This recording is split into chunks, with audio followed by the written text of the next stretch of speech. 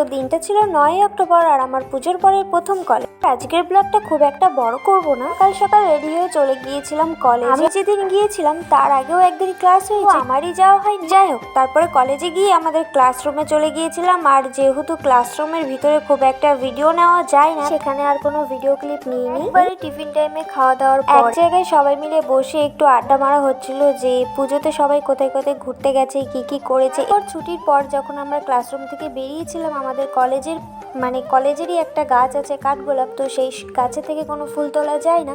আর যেহেতু দেখলাম ওখানে অনেকগুলো ফুল পড়েছিল, তাই সেখান থেকে দুটো ফুল নিয়ে একটু ঢং করছিলাম আর কি। আর যাই হোক, সামনে যেহেতু সিনিয়ররা ছিল তাই একটু লজ্জাও লাগছে। সোজা কলেজ থেকে বেরিয়ে চলে এসেছি স্টেশনে। আর আমি স্টেশনে আসার পরেই চলে আসলো এসি লোকাল ট্রেন। এখানে বসে বসে একটা জিনিসেরই অপেক্ষা করছিলাম যে এই দরজাটা কখন অটোমেটিক খুলবে সেইটা দেখার জন্য। এরকম অটোমেটিক দরজা খোলার ব্যাপারটা আমি এর আগেও দেখেছি, কারণ কলকাতায় মেট্রোতে আমি উঠেছি, সেই জন্যই ওটা দেখেছি। বাট এই জিনিসটা দেখিনি বলে একটু ভিডিও ক্লিপ নিয়ে নিলাম।